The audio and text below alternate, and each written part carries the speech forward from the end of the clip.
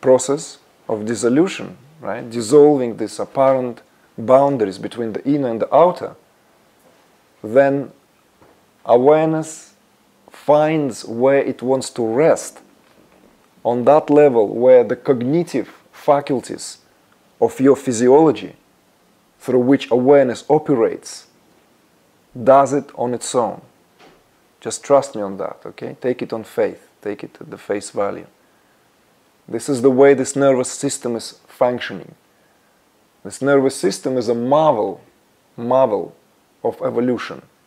The human nervous system is that which allows, literally allows, to experience this, what we call the world of matter, the world of appearance, and simultaneously know yourself as just that, the self, of pure awareness. Whether other creatures equipped with such nervous system, we do not know. But we know for sure that human nervous system is. And this is why it is the leitmotif of many, many scriptural, let's say, storylines, where human body is that very coveted object, where every Tom, Dick, and Harry of the universe wants to reside here. There's a fight going on, you know. Everyone wants to be here, and everyone is envious, because it's a marvelous place to be. The Olympic gods in ancient Greece were all like, you know, over humans. That's why they couldn't sleep then, you know, eat that heavenly manna. It's boring. It's like porridge every morning without no taste. You know, after a while, it's maybe, oh yes, it's heavenly, but that, let's us see what humans are up to. You know, that's where the juice of life. So that's what this human body is all about. But don't let me be distracted, because I promised to talk about the two aspects, right? So, just as a tribute to my own teacher and tribute to the tradition, is that, I mean, just before I kind of roll into it, I mean, what can we talk about? I mean, let's face it, we're in California, right? Like all the not fully realized yogis are reincarnated here as bodhisattvas or movie makers, you know, like.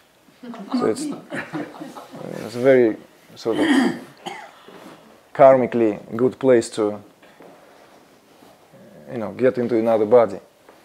So all of you are obviously adepts in the making.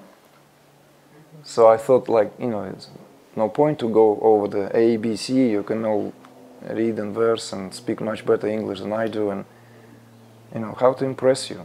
What can I deliver that you haven't heard already? Is there anything that, you know, you haven't tried and tested?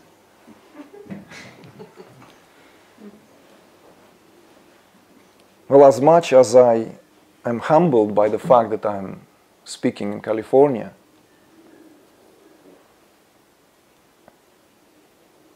I would like us to go back to the law of grammar. I'm inviting you to go back and revisit the school of existence. Maybe first 1, 2, 3, 4 years we kind of like taken for granted. And whatever territory haven't been covered there will necessarily, whatever steps that have been missed, will sooner or later make itself known. So this is why, forgive me, but I'm going to be a little bit kind of, you know, conventionally speaking about basics. And the basics are that the river of existence has two banks.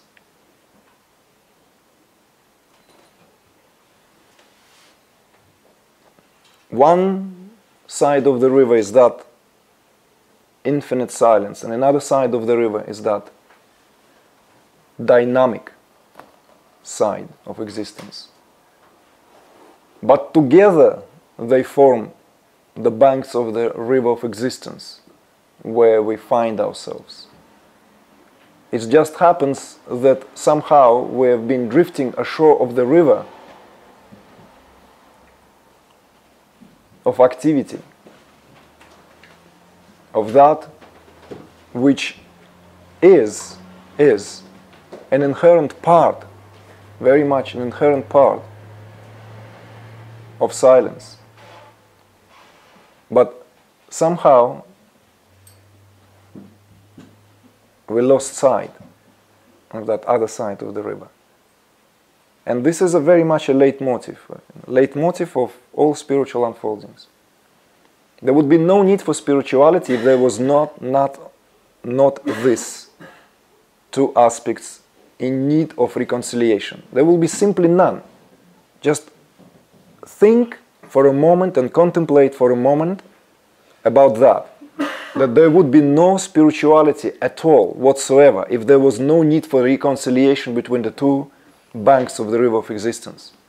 If it was already given, then spiritual quest will be an oxymoron. And some teachers do go to the length of saying that it is indeed an oxymoron. And we're going to go into it and try to find out whether it is oxymoron, an apparent contradiction, or in fact it's a matter of fact of our existence. And the answer is very simple. Just look into your heart and ask yourself if you live bliss consciousness on a daily basis 24/7. And if you are not, then humbly accept the fact that there must be some kind of rupture in that river of life. Because guess what? When these two banks of the river are being recognized completely, flowing through the very veins of your existence, then there is no possibility for being out of that state of bliss, of that state of being and consciousness expressing itself as this living, embodied individual. So all this spirituality, all this metaphors, all this direct, indirect, most direct, the most direct paths, around the block paths, right? It's all about crossing that river, and this is why the metaphor, crossing the river, or crossing on the other shore. It's literally crossing on the other shore, and the other shore is that silent aspect, is that literally silent aspect.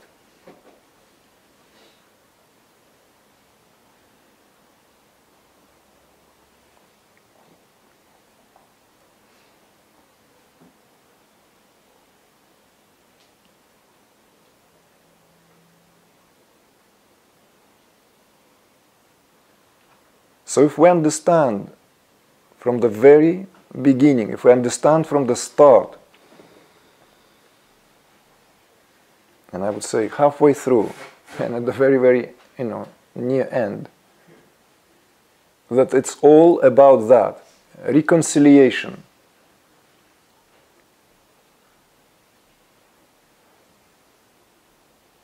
And recognition that the river of existence has these two sides. Has these two sides. And if our awareness is being washed ashore of only one side, then obviously our life can no longer be lived in harmony. Because by whatever energies, by whatever peculiarities of this, by whatever paradoxes, although the river of existence already flows between these banks, unless there is this reconciliation and direct, literally direct, crossing back and forth, at least once, touching one side and the other. Oh yes, now I know, that's the silent side. And then you cross, okay, that's the dynamic side. You can never fully be in the flow of life itself. Because one way or the other, there are many currents, undercurrents. You'll be washed aside. And if you're washed on the side of the river where only this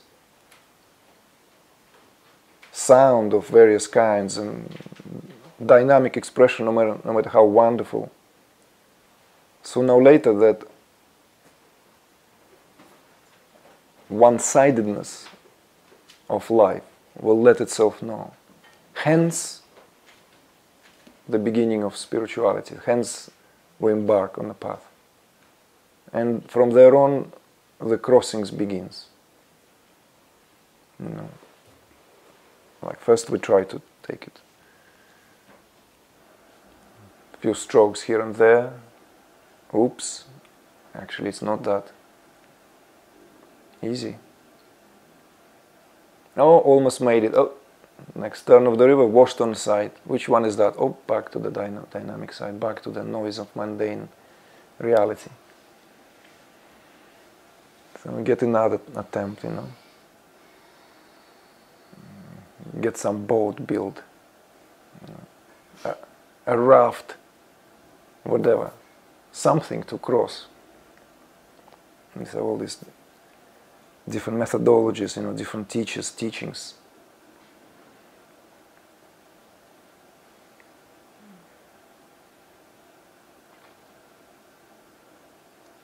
So this is what I want to mention, is these two aspects.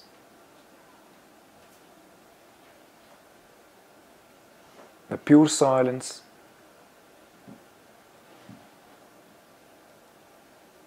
and the absolute silence and the dynamic aspect of the self, which is inherently our own.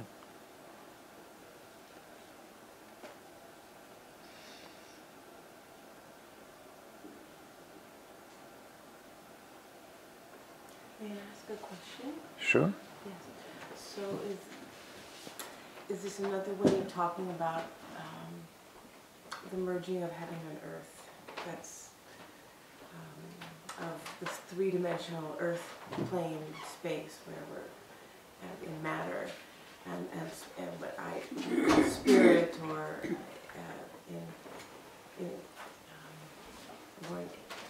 does this make sense to you? Is this a different You said three-dimensional.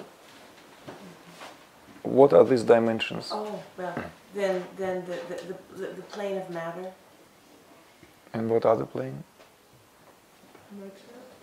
Being here, being active, being in a body, sensing and feeling a body through our five senses. Yeah. Okay.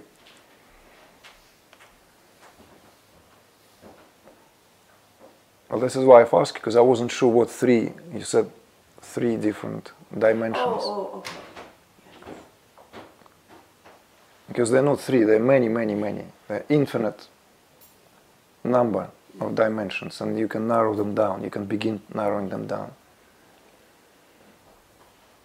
Well, you see that this body is not just this body. You see, this is where the first error begins. But this is where the error begins. Error of misapprehension. And it's actually done in the name of spiritual knowledge. Very often we speak of just this physical, just this body, and the conversation unfolds. But if we really look into it, we will never find just the body. And I constantly speak about that. I constantly write about that. Because the term the body, somehow, it's a very uncomfortable area. There is the whole tradition now in its own right, which simply denies the existence of the world. And what's the point to talk about the body? If the world is denied its existence on the grounds of non-existence, how can we even begin to talk about the body? Just enough to read some of the expositions of Ramana Maharshi and then go back to California and meet all the non-dual crowd. Mm-hmm. And you will be propped up with all this, with all this understanding that there's no point to talk about the body. And yet, if we understand, if we apply a proper understanding of what the body is, then again we will never find the body, you see? But we will never find the body from a very different perspective. What we will find, that instead of just the body, it's already a walking universe. In other words, there is no such thing like physical body without its body of breath, energetic body. There is no energetic body which is not working in conjunction with the mental body, the body of intellect, the body of bliss, all these bodies, all these various levels of consciousness, states of consciousness, like waking, dreaming, deep sleep, they are being expressed through this. They are literally being expressed through this. For me, there was just, I guess, wanting to see if there was a correlation, or maybe not even an understanding of what you mean by the stillness, or the great stillness, and the dynamic, and wondering if the dynamic. So I guess that was my question. Mm-hmm. If you, I wanted a little more understanding. Sure. This is why I've asked you why 3, okay. Because really, I would like us to kind of simplify these matters. Let's settle for 2. Okay. In the world of non-duality, we'll allow ourselves this, right? In this close gathering, we'll talk about 2. Okay. Because there is no 1 without 2. If you understand that alone, is a big leap in understanding. Because people talk about oneness. There's only one without second. Oneness, non-duality, even, like Advaita, And if there is one, there will always be 2, because one cannot exist in reference to itself unless the 2 comes into a picture to tell one about his oneness. So this silence and this dynamism, it's this masculine, archetypally masculine and feminine principles of the source and its energy. It's Shiva Shakti, if you will, of the Tantras. Shiva stands here for pure awareness, and Shakti for the field of all potentialities. When we say field of all potentialities, it's self-explanatory, isn't it? It's everything and more, because it's a field of all potentialities. Everything that exists or doesn't, it's already included in Shakti. And it is that primal throb, primal vibration that arises within the heart of pure awareness. So it's never separate from pure awareness. It is pure awareness in its dynamic form. That's what it means, silence and dynamism.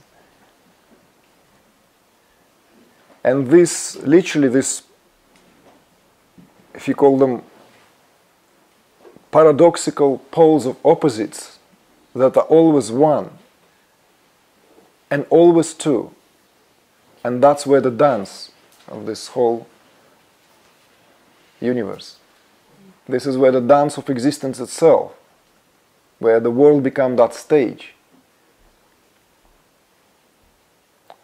Hence, silence and dynamism. But what is important to realize here, if you want to take it to the next level, is that silence is not just silence, and dynamism is not just dynamism. That's the way the beauty comes, that's where the integrity of this whole thing comes into. Silent, it's also infinitely dynamic, and dynamism is infinitely silent. Hence the spiritual practice. Hence this whole path. It is the infusing, you see, infusing one with the other. Because up until there's a rupture, on whatever level, there is a gross, most primitive rupture. Beings who have no idea about silence, they live a nightmare of a constant noise. But then as this begins to be bridged, when there's more silence introduced, more opportunity to simply hear that silence. Because when we're not given an opportunity to dive, to hear that silence, then that's what I call we've been washed ashore of that side of existence where we forget that it's actually one river of existence. It always has two banks. It is contained, and that's why it's one river. But river here means it will have two banks of existence. And they do, though apparently from the horizontal plane they stand in opposition to each other. But you know, right? It's one river. That sign, you know what that sign means? Like turn it upside down. It's a scientific sign, isn't it? What that sign stands for? Many people versed in science here? Resistance. No, that.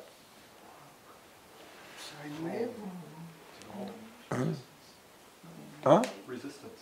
No, that's not resistance. That's... Huh? An ohm.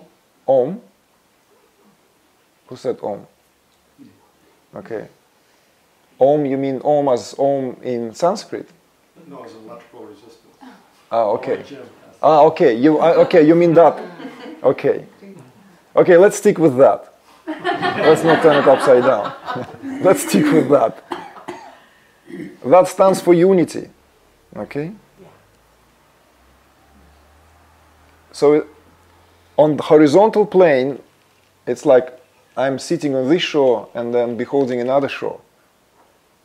On the horizontal plane, there are two shores.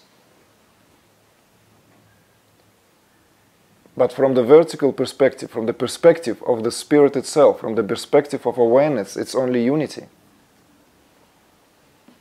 And this is really the leitmotif of all spiritual practices, unfoldments, risings, and what have you. So this really, if you will, the very, very science of union itself. Like yoga is a science of union. People say yoga, and it means so many different things to so many different people, isn't it? Yoga could mean so many different things, so confusing. And then even when you start making sense out of what all this is, like, okay, now I understand what yoga means, you know. And then you start reading some more advanced literature, and then again there's more confusion arises. Like, oh, this great saint talks about yogis with, you know, with the kind of contempt, with critical disapproval. And then again, like, oh. But yoga essentially is that. Yoga is a science of union. If we apply that proper understanding of the very, very origin of the Sanskrit term. And all yoga deals with that, literally. It deals with bridging the poles of opposites. So it's literally, yoga is the union with the disunion. So silence and dynamism, that silent aspect of life and the dynamic aspect of life needs to be brought into that coherent union on the direct level, on the plane of this existence, within this very living, embodied being. It's not enough just to have a very clear understanding about it.